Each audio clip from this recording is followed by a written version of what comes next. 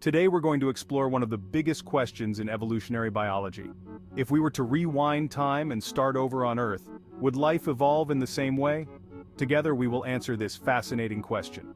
If you're ready, let's get started. In 1989, the great evolutionary biologist Stephen Jay Gould asked this question explicitly for the first time. Since then, it has been at the center of many theoretical debates. This question requires us to think not only about evolutionary biology but also about physics and quantum mechanics. For example, is the universe deterministic? That is everything a definite consequence of the events that preceded it? Or is the universe probabilistic? And even the same initial conditions can lead to different outcomes.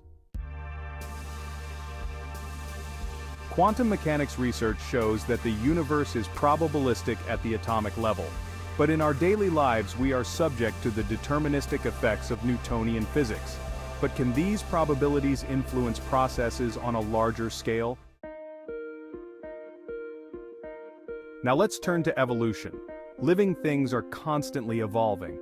This evolution depends on environmental conditions and population genetics. Environmental changes are shaped by atmospheric, geological, and ecological events. But many of these events are probabilistic in nature. For example, we can predict the weather in the short term, but it is difficult to make reliable predictions in the long term. Likewise, we can predict climate change, but our determinations are based on probabilistic models. We know the continents are shifting, but we can't predict where they will be in 300 million years. So, is it possible to study evolution experimentally? Michael Desai of Harvard University has created hundreds of yeast clusters to watch evolution in action. Desai's experiments try to understand how predictable the evolutionary process is. Desai's work showed that yeast cells reach almost the same evolutionary destination regardless of specific genetic pathways. This suggests that different pathways can lead to the same outcome. Desai's experiments showed that it is possible to study evolution on a large scale by tracing hundreds of yeast lines. These large-scale experiments help us understand how predictable evolution is.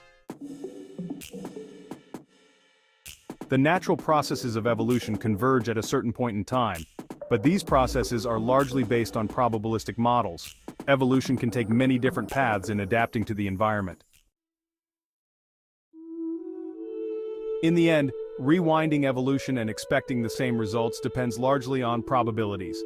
But a better understanding of evolution could help us tackle diseases like cancer, produce more efficient crops, and better understand what we are as humans, where we came from, and where we are going.